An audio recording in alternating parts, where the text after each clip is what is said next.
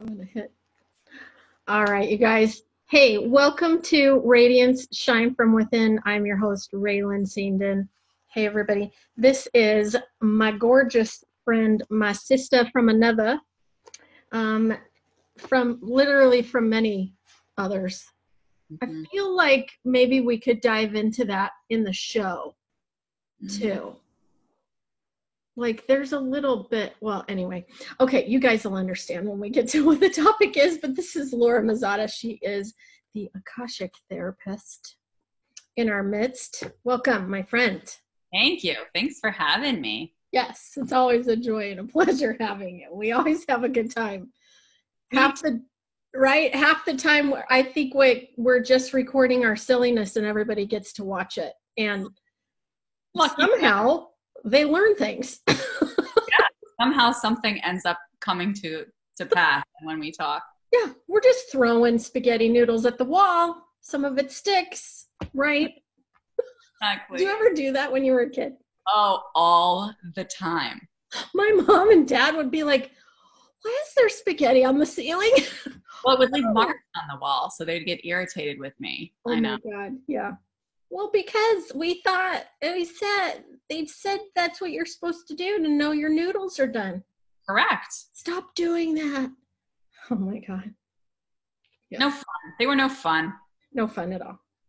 All right. So today, and in our conversation, we have a lot of conversations together, you guys, but in our conversation last week, one of them that stood out to both of us, this is how we get our epiphanies. From the energy we hold with each other, and we just go, hey, we're struggling. We might as well have a conversation about this for everybody else to witness. Yeah. We have questions. So we were kind of on the topic of boundaries. We were talking about one of our mentors had said in a conversation with us at one point that he doesn't have many boundaries in terms of approaching people and just holding a conversation with just anyone he meets. Mm-hmm. And we were kind of curious about that. And I had asked you, I remember, and said, do you think it's different for men and women? Mm-hmm. And that sort of thing. And then we got on the topic of how do boundaries look when we recognize and realize and we're awakened to our spiritual path, right, and our spiritual nature, right, at the soul level. Right. Go ahead. Because we have this expectation. Well, we're told that, if we're following the spiritual path, that we need to, that we're all connected in love. We're all here to help each other learn lessons, and we need to spread that love and kind of accept anybody under our wing and help them, I guess, see their divine nature, right? And appreciate their divine nature despite their human presentation. Yeah, I like that. The human presentation. I like that a lot. Yeah. Yeah. So I remember when we were talking about this mentor of ours and this is how he approaches things. Mm-hmm. He's somebody that both of us really respect and look up to. Yeah. That, he's just so open. He really doesn't have that many boundaries for himself, Yeah. And, for me, what comes up is fear. Mm-hmm.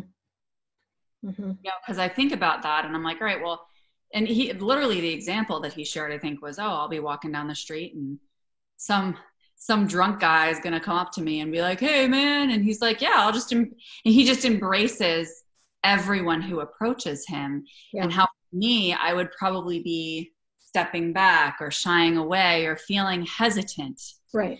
And so is that my ego? Is that, and then that's when you brought up the difference between women and men. Yeah.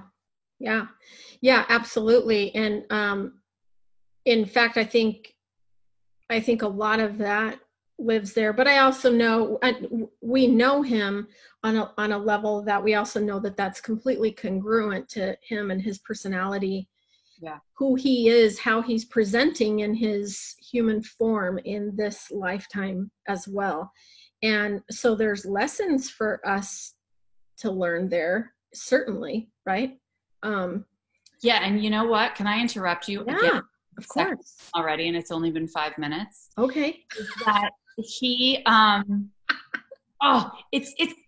leave my brain. Oh, no, I think one of the reasons that he can do that, this is just like coming to me now, is because he has such clear boundaries as to who he is. Yes. Right? Like he's the kind of guy who will say, no, absolutely not. Right. You know, 100%. Without questioning it, without being rude about it, being compassionate, but no. Right. You know, and so I think that he's so solid in kind of who he is and where he stands that if somebody approached him in that way and did something that made him really uncomfortable, he could fairly clearly say, you know, that makes me uncomfortable, or, you know, what's that about for you, or whatever. Like, he's just so confident. And so I think that's part of it, that's part of my fear, is that I don't have that level of confidence. Yeah. That there isn't that level of comfortability of self, knowing that you're self-supporting and that you can and you will say the no. And for everyone who's listening, we know intellectually, but also there is the reality of knowing that no, N-O, is a complete sentence, period.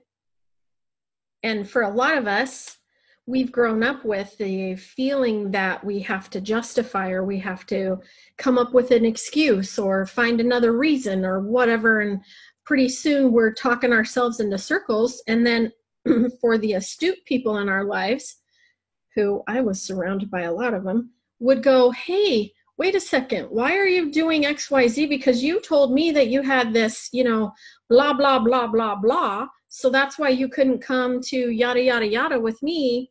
But now you're out and I see you, or I saw you, and then I'm like, oh shit, I got caught in the fact that I didn't just say the no, thank you, or the no. Right. And that's just going to come out right away, because that's what my coach teaches me all the time, is that ability to say, like, just stand in your power. Like, just say, it's about being in touch with our intuition. It's about being in touch with our own energy field, and being able to trust that when we feel uncomfortable, or when we feel anxious, or whatever it happens to be, or angry. Right. That's a signal to us that we need to set a boundary. Right. Right. That we need to honor ourselves first. Right. You know? And regardless of whether somebody's pissy because, you know, they saw you doing something else, even though you know, kind of skirted around it, or whatever it was, that it doesn't matter. If they're upset about it, that's their problem. Right. Because you're the one who has to honor your energy first. And that's going to piss some people off. Absolutely. We know the saying that, you know, when we have a boundary, the people that are upset because we're holding a boundary tend to be the ones that never really, you know, respected us to begin with, right? And because it served them, us not having boundaries and not being clear about who we are.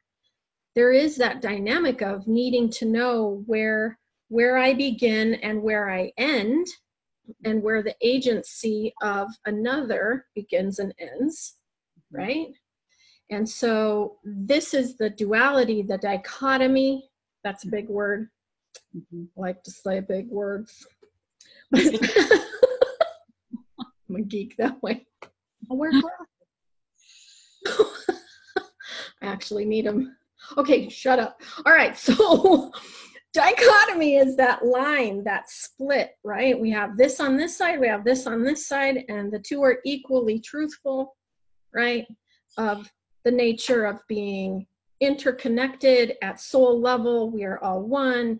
We embody, or we hold the embodiment of source, God, universal energy, love, etc. Yet we are here having the human experience, right? And I feel like the more that we know each other, or I mean ourselves, as a spirit, as that soulful self, yes, you know, from the energy codes. From the energy codes, yeah. As we're in touch with that, we are able to set the boundary. I find that my boundaries are better. Same here. the more spiritual I become, the closer I get to my soulful self, because it's not that I'm just like letting everyone in because of the spiritual mentality, but I have a better ability to tune in and know what my hard yes and my hard no are. Right.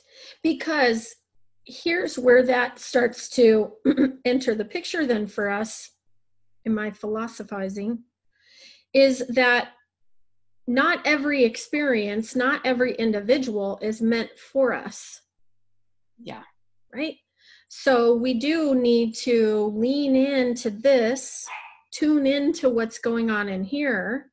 There are there are universal laws at play here. We have the law of compensation, which says that when we make one decision, there are a myriad of other possibilities that are missed out on or that don't come into play by the very nature of the 3D experience of making one decision, heading towards one thing, et cetera, et cetera. For example, we watch those movies all the time, right? That show this person gets into their car at 7:55 a.m. and oh my gosh, she spilt coffee on her dress. Meanwhile, somebody's at the McDonald's rolling through the drive-thru and they get pissed off at the cashier at the window and they throw their money at them, and then they roll without paying for their breakfast. So then they're pissed. So then somebody else is coming through an intersection, et cetera, and then everything collides in a moment. Mm-hmm. But all of those independent, seemingly decisions that were made ruled out all of the other possibilities, but it crystallized into this event. And so I think that's where, too, we have to recognize that in our human experience, then, there are going to be things that get left off the table when we make a decision in a certain direction, right? Or not. Yeah, and I also think that the beauty of the spiritual path is that we can see people. It shifts our lens so that we're seeing people through that lens. So even if somebody is, how I would interpret, disrespecting me, right? I'm going to, I guess, appreciate it, really. And appreciate and show gratitude for it. Yeah, because it's helping me. I know that that person has been placed in my path, within my energy field, in a space of interaction with me, to help me grow. Yes. To help me learn. I might not be able to identify what exactly that lesson is. I don't need to know. Right. I really don't need to know. I just need to trust that this person's here for a reason and I honor them for that. Even if I decide after that interaction that a boundary needs to be set. Right. Because of their human presentation, it doesn't really matter, because, you know, I'm still honoring them. I can honor them and set a boundary at the same time. Appreciate them and set a boundary. Because you see at the soul level who and what they represent and who and what they are at the soul level and the role that they're playing in that moment. It might not be that that individual is attuned to who and what they are at soul level yet, right?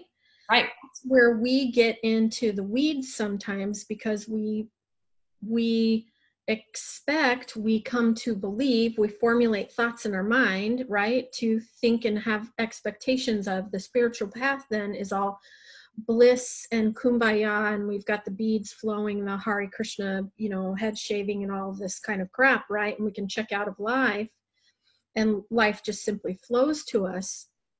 But no, we're still called in our humanity. We don't lose our human experience in that moment. We don't lose our human form.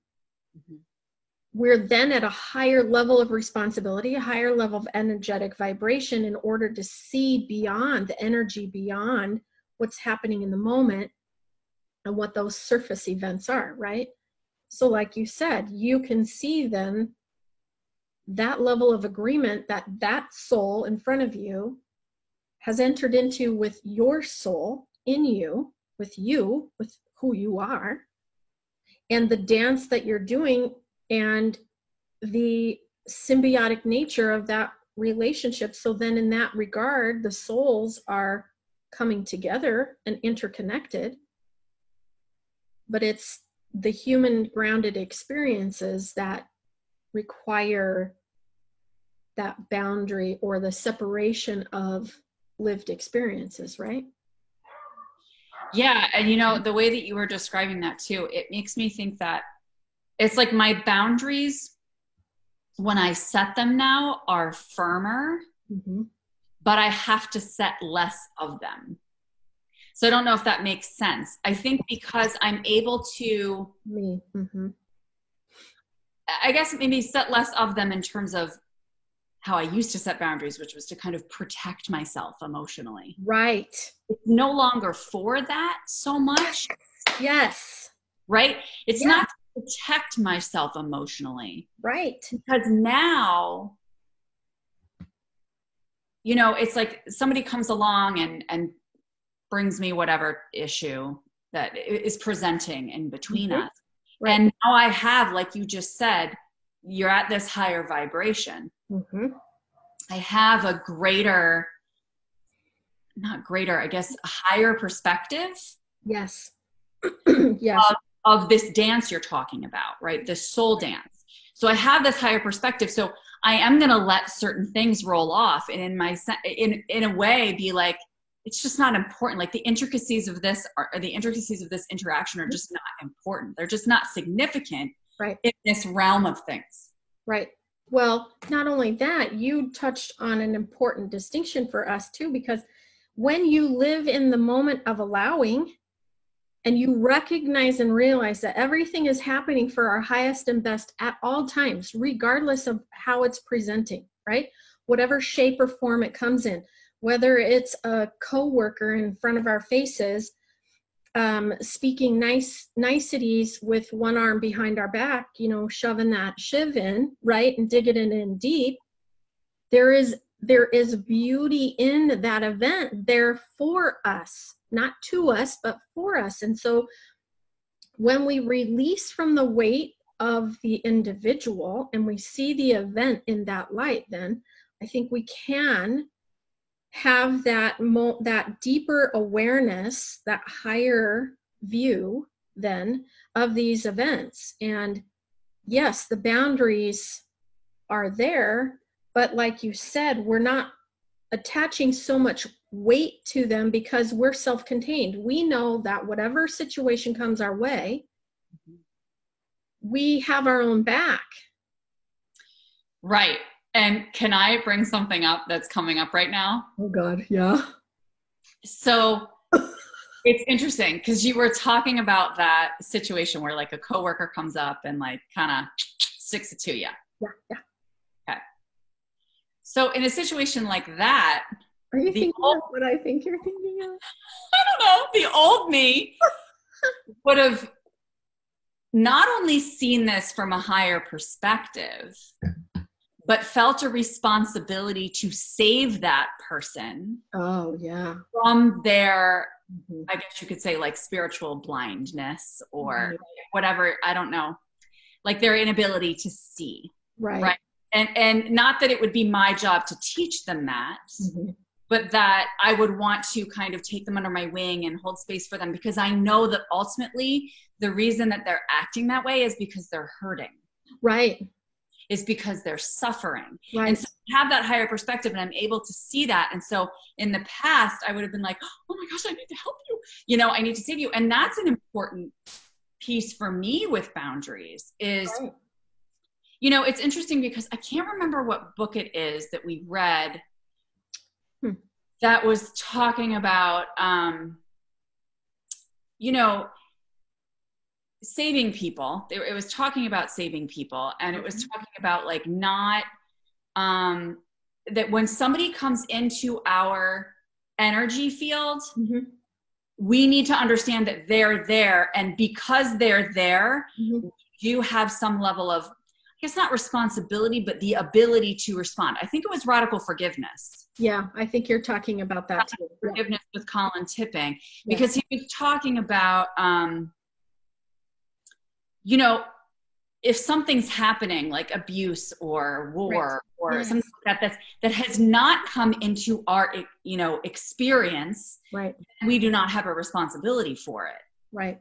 But once it is in our experience, we do have a responsibility for it. But the way that he tells us to go about it is not by fixing the other person, but by resolving whatever came up in that energy field between us internally on our own, and trusting that when we do that work, it changes the whole thing. Does that make sense? Yes, it does. 100%. Certainly, of course, and he says that in the book too, we have a level of responsibility. If it's something to be reported, we report that. We take the appropriate action.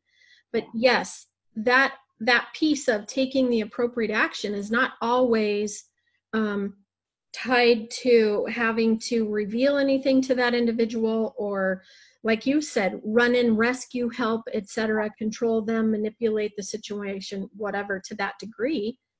It could very well be right, because it could very well be that person is indeed carrying out their role, and their own lessons, and enacting him in that way. Yes, of course we want to, if we have a level of ability to keep a child safe or to keep our friends safe, etc.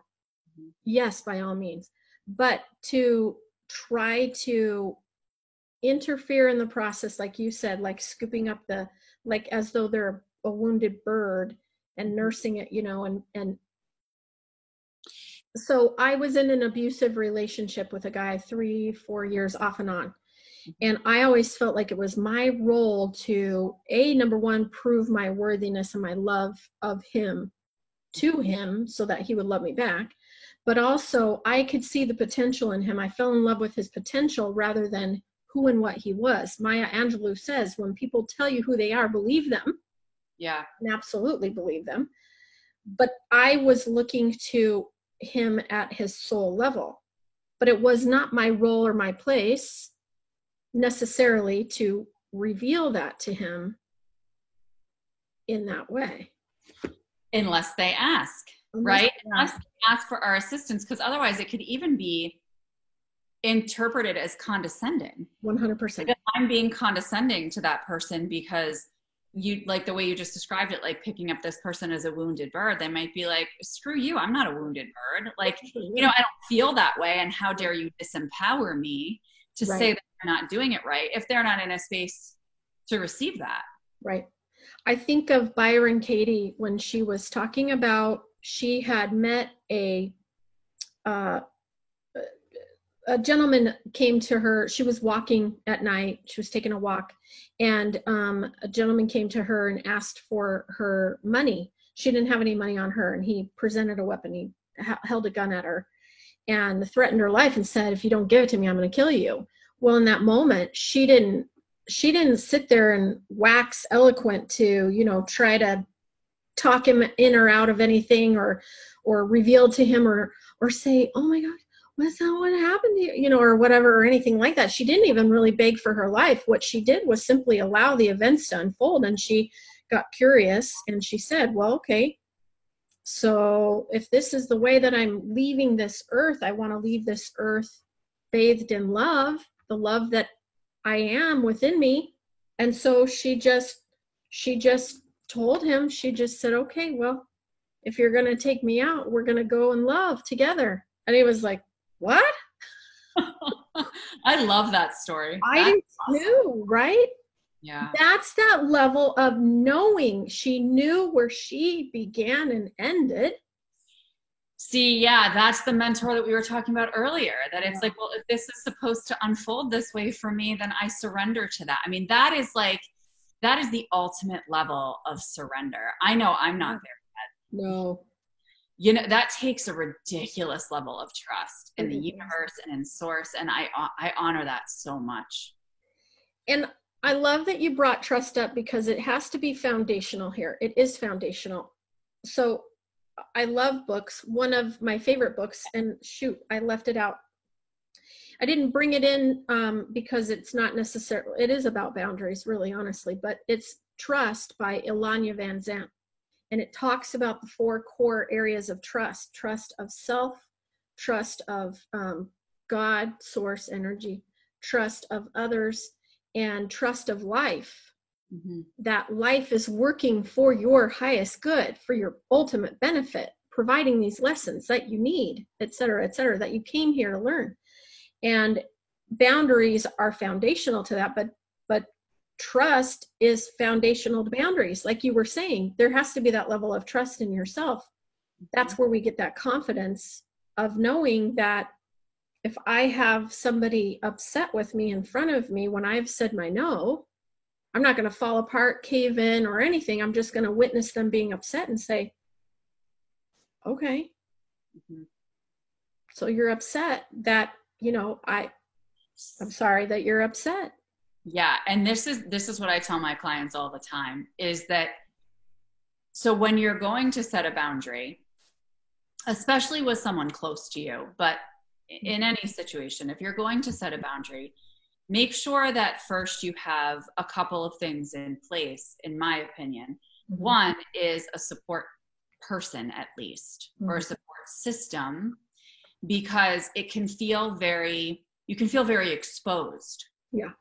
Because you're setting that boundary, but then it's like, oh my gosh, I'm open for attack for this person, like flipping out on me, or, you know. And then the other piece is the resultant guilt and anxiety that can come with setting that boundary, because you've been so used to doing it for so long, and you've been in this dance with this person for so long, and there's certain expectations that exist, right, you know, in the interactions between the two of you. And so the second thing is really having tools to be able to manage that anxiety and guilt when it comes up, because that's the hard work. The easier work is just flowing with it, right? Yeah. And the harder work is setting the boundary and then saying, all right, I understand that when I set this, I'm going to have more anxiety. I'm going to have more guilt in that moment, right? That I'm either going to tap through, or I'm going to journal on, or I'm going to call my support person or my support group or support person. In that moment. Yes. Back you up, but that you still take the action. Yeah.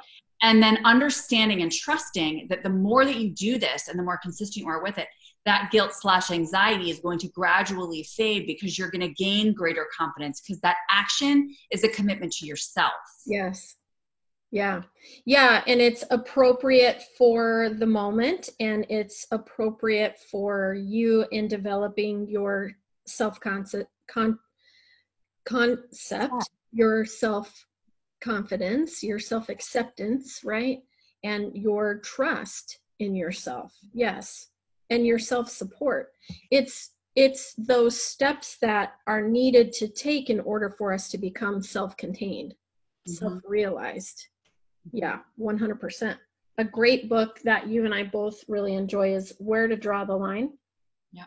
How to Set Healthy Boundaries Every Day by Anne Catherine. And then there's some others that I will put in the comments after.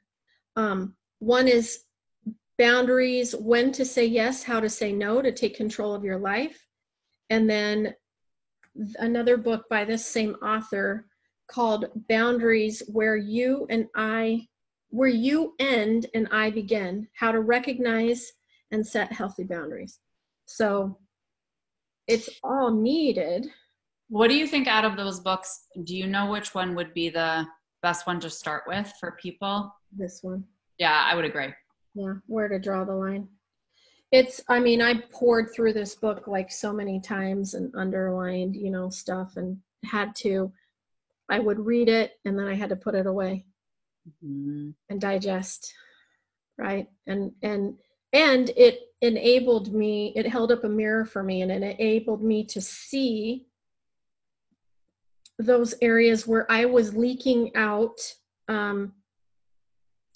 my own energy that is for me in support of myself, and giving that power away for other people, believing that if I did that, then they would be respectful and honorable with it and return it to me nicer and better than what I gave to them. Does that make sense? So it was more from a space when I enabled and allowed others to bleed all over me.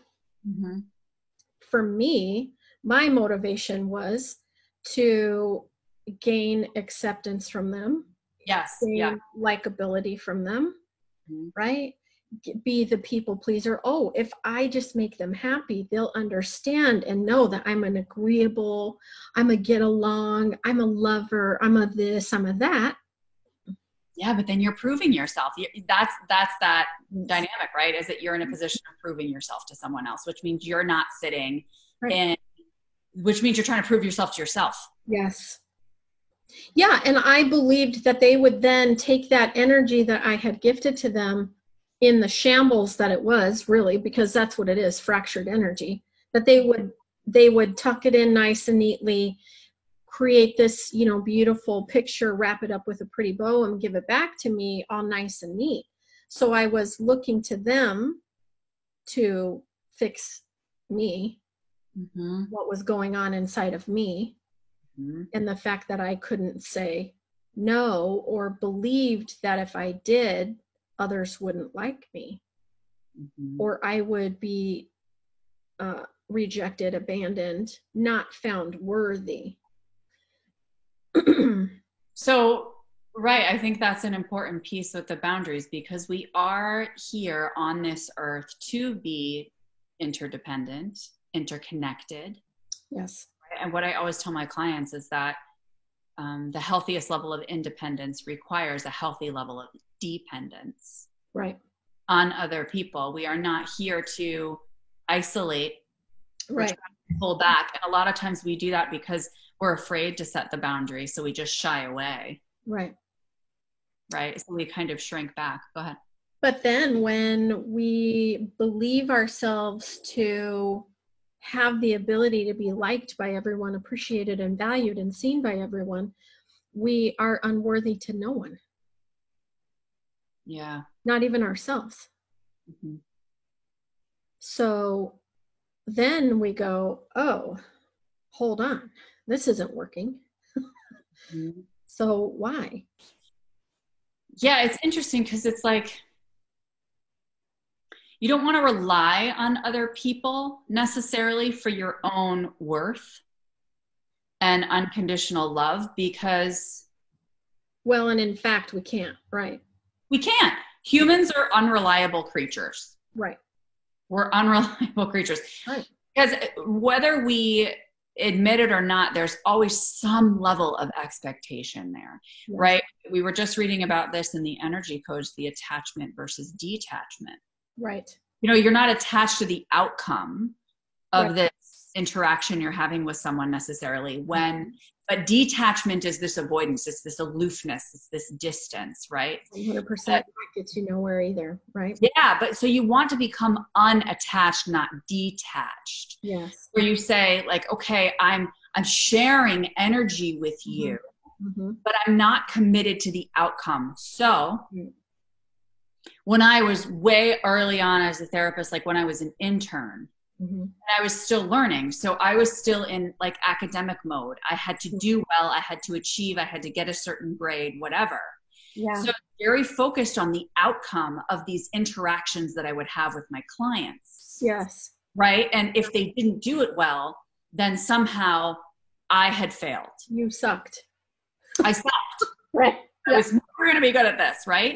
Yes. So yeah, somehow I had felt, because I was very connected to the outcome, which was, is very, me focused. Right. Because that was my role at the time. That was my agenda. I had an agenda. I was attached to the outcome. Right. And it's sad because at the time, you think about it, I was more attached to the outcome of how well I did in school than whether or not they were healthy. Right. I mean, I didn't think that way at the time consciously. Of course, I wanted to help everybody and I was very helpful. But at the end of the day, I think the agenda was more my own, so that I felt good because I made these people feel better. Right. And then it becomes, okay, so how effective is that then? If I'm just, kind of trying to shore up what it is that they already have, rather than simply just holding the space for them and allowing whatever comes from them. Because when we understand that whatever opinions, thoughts, words, actions are coming towards us are really none of our business. Right. in terms of hooking onto and taking personally and internalizing, that they're simply there for us to have that energetic flow and interaction with, for us to go and understand, okay, here's a leveled experience then for me to look at and to gain higher ground from and higher awareness in.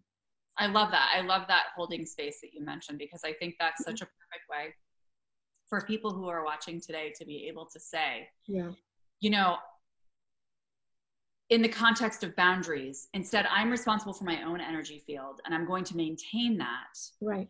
And hold space for others who come into my space. Right. But I'm going to continue to just present myself as, this is my energy space, my energy field, and this is what I will allow in, and this is what I will not. Right. Because I am responsible for maintaining this. Right. And as long as you do that, you're trusting that they are going to benefit from being in that space with you, that you are also going to benefit because, like you said, this energy exchange is occurring regardless of any words are exchanged. Right. Right. Or the interaction, like actions are taken, you know, it's just trusting that that flow is there, that ripple effect occurs when somebody enters your space, and it starts to kind of. Yeah, absolutely. And I think even from another level of understanding then, and you and I have talked about this too, is that the understanding and knowing of, again, whatever is going on outside of us, in front of us, in our view, our witnessing, energetic, whatever, is really not a threat to us. It is what happens in here that creates the threat.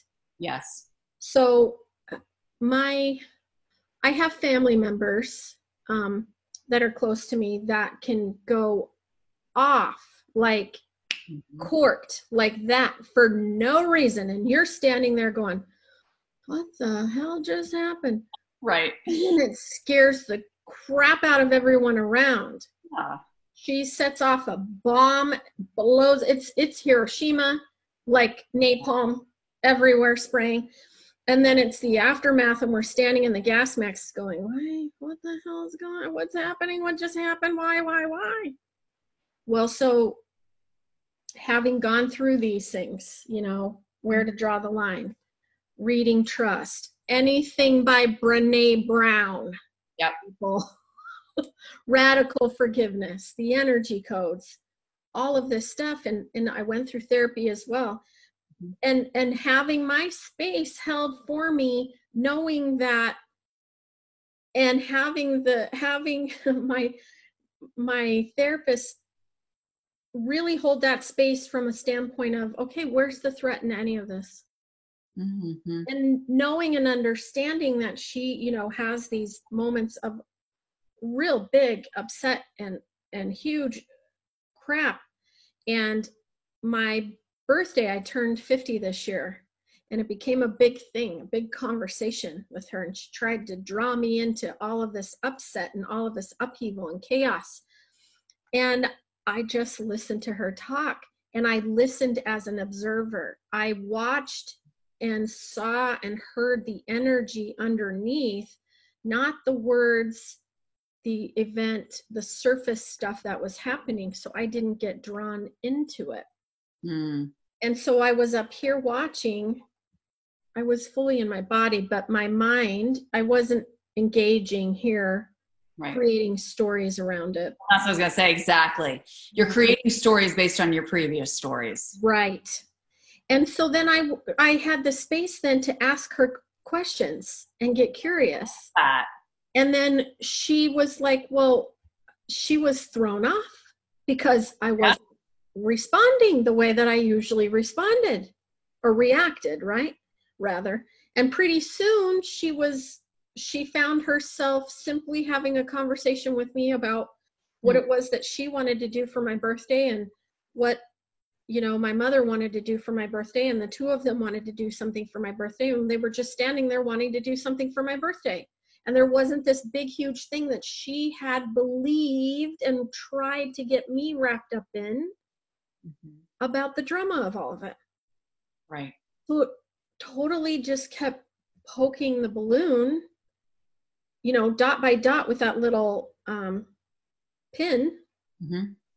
And pretty soon the balloon just went deflated and there was nothing there. There wasn't a there. Mm-hmm.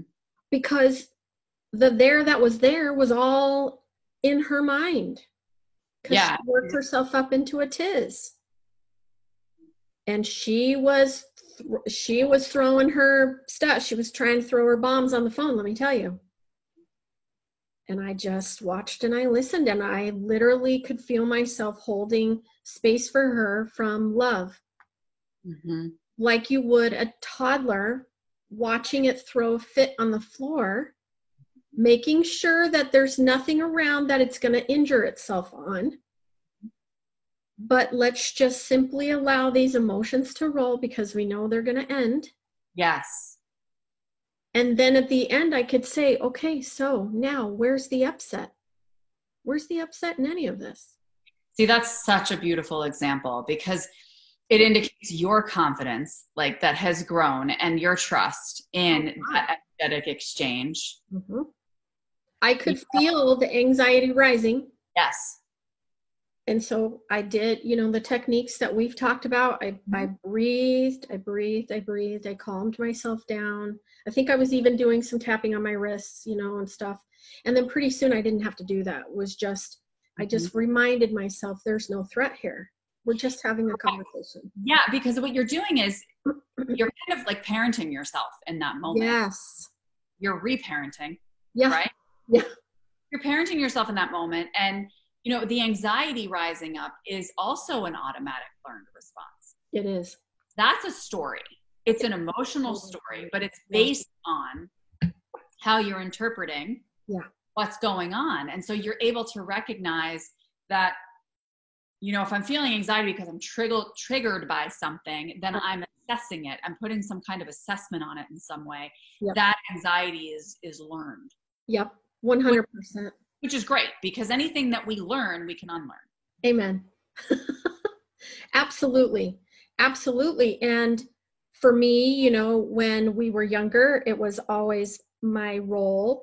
And then I interpreted that, oh yes, okay, I agreed to, this is my role, to calm her down, keep her, you know, so then I would find myself saying yes to things that I knew that I didn't want to be a part of, or getting caught up in drama of stuff that I wanted no part of. I didn't feel that way. I didn't see it that way, et cetera, et cetera.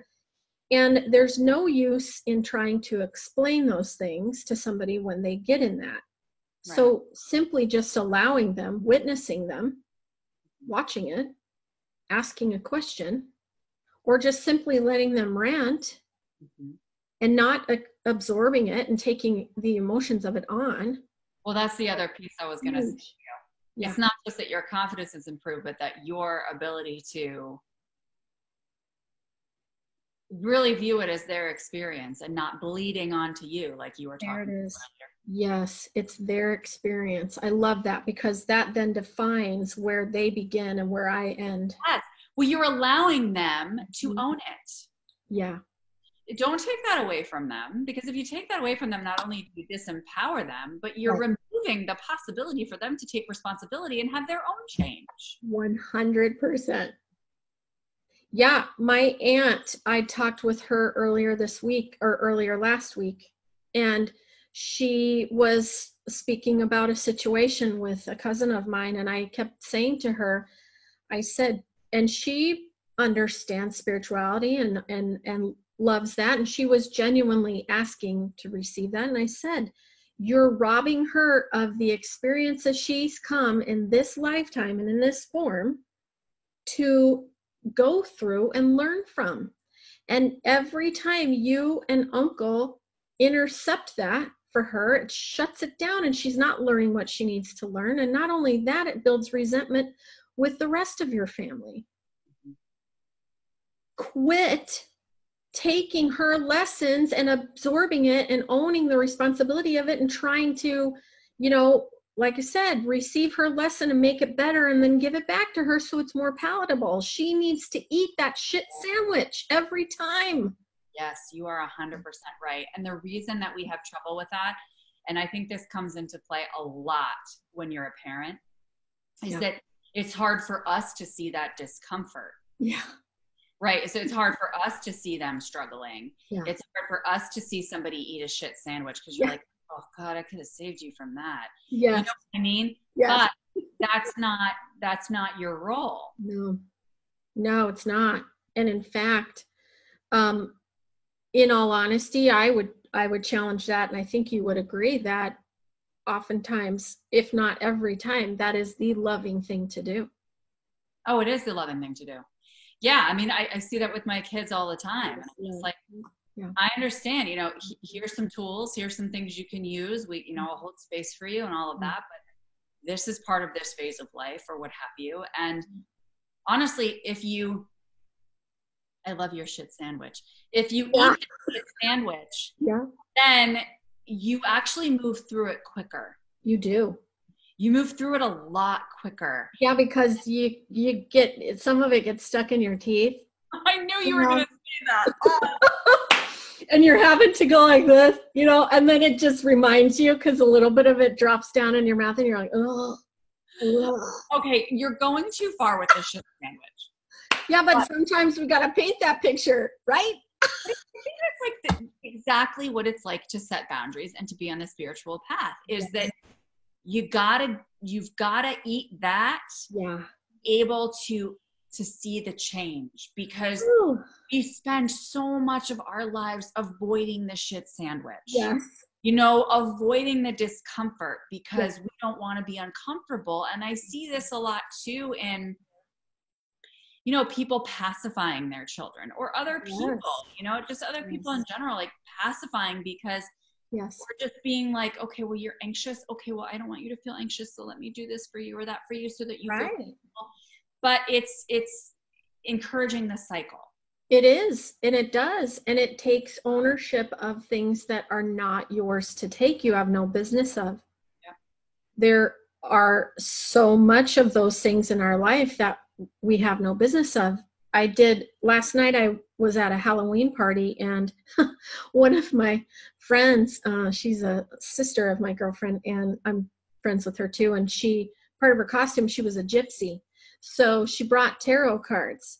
And she goes, I want to do these tarot cards, but I have no idea how to read them. And I said, well, I'm happy to do that for you. Yep, I'm your girl.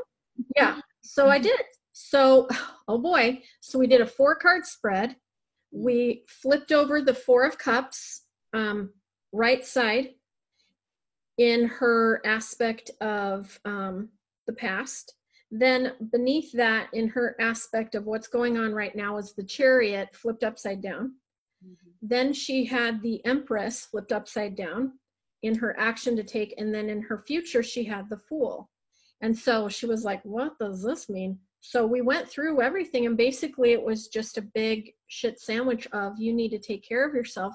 Stop interfering with everybody else. Quit getting involved in other people's business. Quit trying to tell them how to live their life, how to manipulate situations involving them. Step out of it and start attending to you, your needs, who you are, what the hell's happening in here. And she was like, oh my gosh, that's so true. How did you do that? I didn't even touch the cards. I said, it's all energy.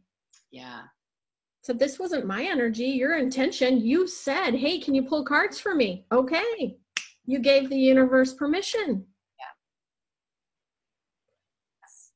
Yeah. Yeah. I know. And I think it's funny. Sometimes they come in and they say, all right, I want to work through this and this, but I don't want to talk about my childhood. Right. So there are certain people that, and your ears go. Yeah. And sometimes it's like a glaringly, okay, you're avoiding, right? Right. But sometimes it's, we don't have to. If you're working through something with a boss and you're pretty much good, otherwise, like, that's fine. Mm-hmm. I do appreciate those people who say, I'm willing to kind of look at this and take the appropriate action to move forward. And they don't, and as long as that old stuff doesn't interfere with them moving forward, then whatever. you know? But I think when it becomes a roadblock, Mm-hmm. it becomes something that's an energetic block, or that shit sandwich they've been avoiding their whole lives, Yes. then that's the hard work. And that's what a lot of people, you know, stay away from. They don't go to therapy, or they don't do energy work or whatever, because it sucks. And I always say in my consent forms, very often when people start treatment, they will see an increase of symptoms before they get better, you know, because you're bringing this stuff to the surface that you've been avoiding for, you know, however many years, usually decades. Yes. You know, and now you're discussing it, and it sucks temporarily. That's the shit sandwich. Amen. But you're going to move through it. Right. That you have power and control now and perspective that you didn't then. But go ahead. 100%. 100%. I still do hair. I just don't do it behind the chair. When I would talk with clients about hair care and even skincare, and I have friends who are estheticians, and always, when you start going through a skincare regimen or even hair care regimen, you're going to see stuff coming to the surface first before the body repairs itself and goes back to self-leveling and health. Because there's stuff in there, gunk, toxicity, there's, you know, oil in the skin, whatever, irritation, inflammation, infection, all of that stuff that has to come out and be excised out and be removed in order for it to be released and done, and then you have healthy skin. It's the same reason why when people are burn victims, they do the debridements of the skin, and they literally are taking what's the equivalent of like sandpaper and rubbing the skin off, exposing the new skin under there to keep it vibrant, healthy, blood infused, cellularly repairing, and on in order for the body to heal. We talked this morning in journaling group about mercurochrome when we were kids, falling and skinning our knees and getting this crappy red stuff that's the best, amazing stuff on the planet, antibacterial and otherwise, it'll kill anything, on the wounds in order to care for it and prevent infection and all of that stuff, and to clean it out and to flush out all of the impurities. Well, it burns like a samana. And if you've ever felt mercurochrome, you know exactly what I'm talking about. This takes us then to the topic of spiritual bypassing. This is where we live in this energy of spiritual awakening, where we want to live purely in the heart chakra and up.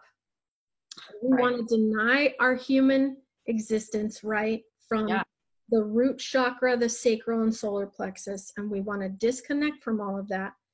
And then we say that, oh no, I'm above all of this and I'm above it, and I just need to make sure that I build and gird these protections against psychic attack and negative entities and negative energy vibrations, and on and on and on. You're just inviting more of the same. Because you need to understand when we're spiritually awakened, it does not mean then that we move out of the human experiencing. No, we're supposed to be here. I mean, that's the reason that we were chosen, or that we chose to enter this human body. Amen. You know, is to experience the ups and the downs of this incarnation. Yes. You know, and full range of emotions, all of it. Right? We're losing our spiritual experience. Yes. If we don't fully embody and accept the trials and tribulations that come with this life. Yes. Because then if we can't accept that, we can't then fully accept the joy. And what book was it that we heard that from? Was that a Brene Brown book? That when we don't fully allow and experience the contrasts of life, trials and tribulations of life, the shadow of the valley of death and all of that stuff, right? Then we cannot enjoy the full weight of joy bliss, happiness, the heaven on earth. Yeah, I mean, I think that was, they did talk about that in Radical Forgiveness because, you know, but I do remember reading about that. It might have been in actually Colette Baron Reed's book. I read about that too. Okay. And I think that Brene Brown mentioned it in Gifts of Imperfection too. Maybe. Yes, she did. That I'm looking at that one right now, actually, because I was just thinking that as well. Okay. Yeah. But that idea of kind of like, well, this is the way Colin Tipping talks about it, which is, you know, really embracing our victimhood. Yes. Allowing ourselves to stand in that and feel it and experience it, to be able, that's the shit sandwich. Yes, it is. To stand in our victimhood. Yes. And then to be able to appreciate and integrate. Yes. At a spiritual level so that we can grow. Louise Hayes, Heal Your Life, You Can Heal Your Life, talks about digesting the experiences that come to us. And digestion entails taking and breaking down the experiences, taking the nourishment, the benefit, the beauty of it, the silver lining, the lessons that are meant for us from it, and then releasing and letting go of the dross, the chaff from the wheat, which is the resentment, the bitterness, the anger, the disruption, the chaos, the unforgiveness, right? Damn, I have chills, and it's like 90 degrees outside here. I know. This is powerful stuff. And so we cannot then bypass over things too. No, and that's what I was just going to say. This is why it's so important, so critically important to embrace the body. Yes. Be very in tune with the physical body. And that has been a huge component of my spiritual journey, which, you know, might not make sense to you. You know, it might not seem logical, not to you, the audience. Yeah. Right. Just because it feels like, you know, and they're not mutually exclusive. We're here together. We're here together to exist together. And because the body operates from a symbolic perspective. Yes. So that what our body is reflecting is communication for us. 100%. You know, Raylan was just talking about digestion, you know, and that, you know, how many people on this earth have digestive issues? I mean, yeah. And it's a reflection of what we are not digesting emotionally or spiritually, or what we're experiencing in our environment or energetically. Right? Yes, 100%. Yeah, all these people that experience this anxiety, this discomfort in their solar plexus, which is like above your belly button, and in your sacral chakra, which is below your belly button. Yes. You know, in either of those areas, you know, they say butterflies in your stomach. That's right in your solar plexus, right? That's where digestion begins in your stomach. And you are cutting off an aspect of you that is communicating to you. Anxiety is not meant to be numbed. These emotions that we have are not meant to be numbed or dulled. Right.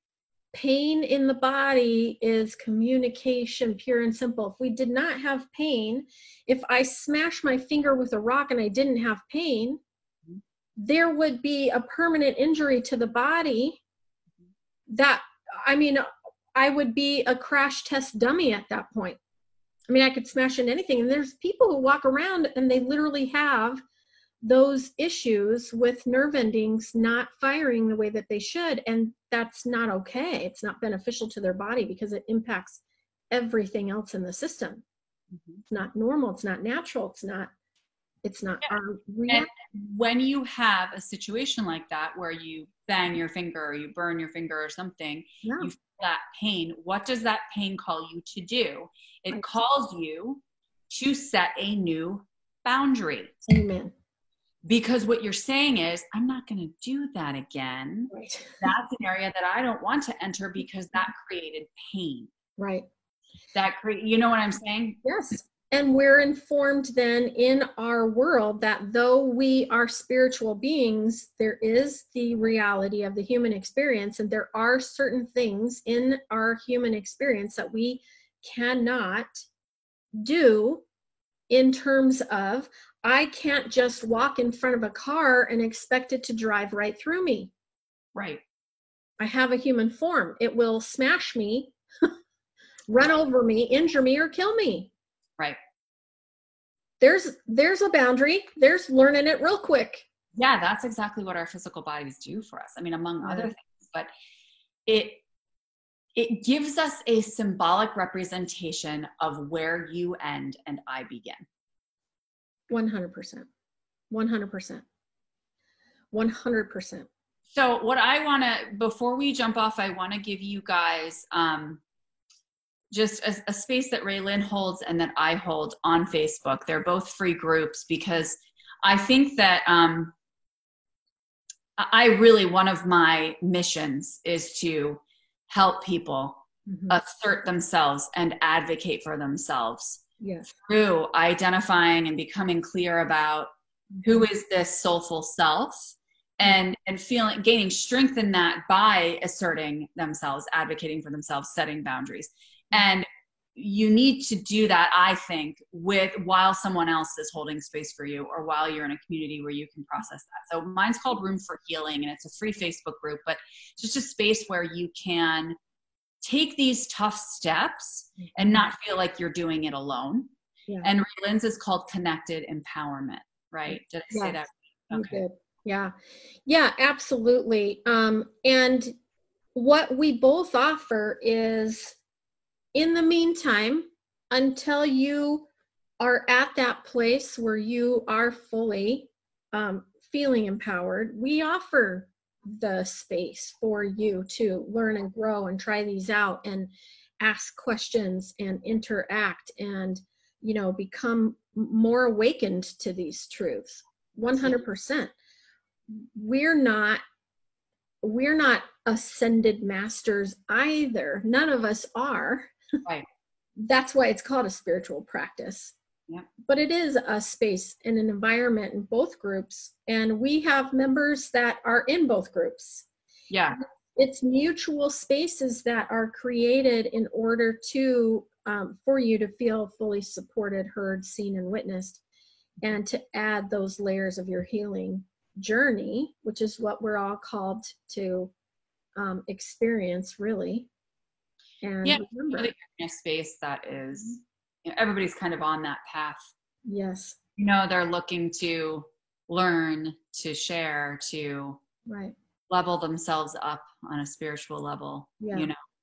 So what would be one or two things, or share your, some important things that really has been so meaningful and helpful to you in terms of your journey for awakening and integrating all of these things in your own practice as well. Like tools wise, or? Yeah, anything. I mean, tapping has been integral for me. EFT, emotional freedom technique. It's an energy psychology technique. And it really, the reason that I like it and why some of my clients shy away from it is because you're doing exactly that. You're kind of like you're diving into the shit sandwich a little bit. Yeah. Because you're bringing it to the surface, all the crap that you're feeling or whatever it is. And so you're kind of facing that. But then at the same time, after you go through the first couple rounds of the tapping, you're peeling back. It's kind of like that burn victim experience you were talking about. You're peeling back a layer, and that layer that you're uncovering is a little bit more raw. Yes. Right. And then you continue tapping, and you have positive affirmations that go into it, and, reminders of who you truly are at your core. And so it allows you to shed and build confidence in the same technique, which I like, because, journaling I love, especially when it's a form of release. I like that as a form of release, and journaling is huge for me. But I like that at the end of that release part of the journaling, you use something, a tool that makes it productive. Okay. So whether you're using Byron Katie's questions on the or thework.com, I think it's .com. .com. Yep. Whether you're using for questions to help turn it into something positive where you turn it around, or whether you're using Louise Hay's Love Yourself, Heal Your Life workbook, which we're going to be doing as a book study in Room for Healing as well. Nice. At least it gives you a way, you're transforming it. Yeah. Not just like sitting in it.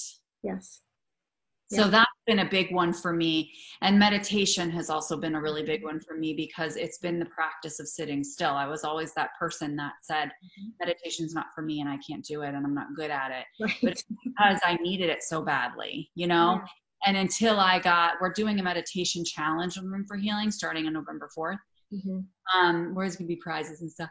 But where we're doing the Oprah and Deepak 21-day meditation challenge, because that's just so close to my heart. I'm doing it anyway, and that's why I was like, if you guys want to join in, I think it's such an area of growth, and they walk you through so gently and nicely, so that if you haven't done meditation before, and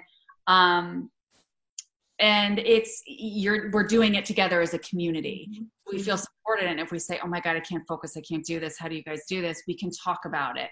And everybody can share ways that they've gone through it and worked through it. And I need a little bit of a kick in the ass right now with my meditation practice anyway. So yeah. What about you, Raylin? What stuff have you? Well, gosh, meditation for sure. And of course, I was the one who would always, same with you. Can't quiet my mind. What's happening? Etc. But I didn't really have anybody teaching it to me. I just was in the books that Spirit was guiding me to read. They just kept mentioning it. And finally, when I just gave myself the grace to just continue thinking thoughts, but sitting in that level of awareness, then I began to notice, oh, wait a minute, I wasn't thinking anything. And then I was like, oh, but I'm thinking. And then, Yeah. So meditation has been huge for me. Journaling as well. I also work with energy, of course, with Reiki and all of that, life regression, and emotion code. Emotion code has been huge. And like you said, the work of Byron Katie, the getting curious and questioning our thoughts, really honestly looking at and analyzing what is the thought I'm thinking right now in this moment about this individual or about the event. Is this event as daunting or overwhelming, or I can't, is that really true? And really questioning that and diving into that. The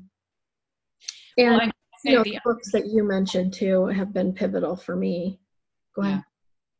Well, and the other piece for you that I think, it exists for both of us, but I think is so characteristic of the work that you do is the interaction and the connection. Thank you.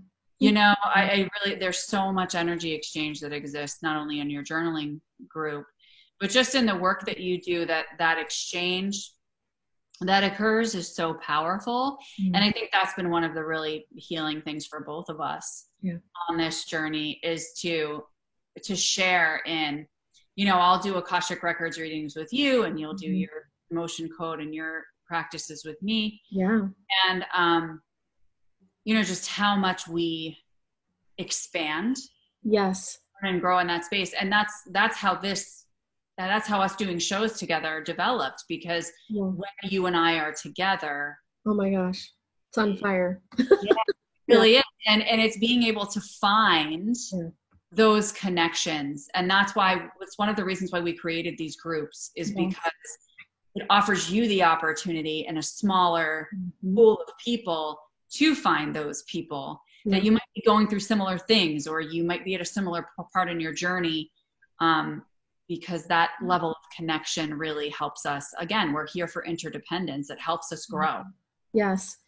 And now that you mentioned that, in our journaling group and Journaling Junkies that I lead, in December, we're going to be talking about, right now we're talking about the energy codes. We both highly recommend that book to you.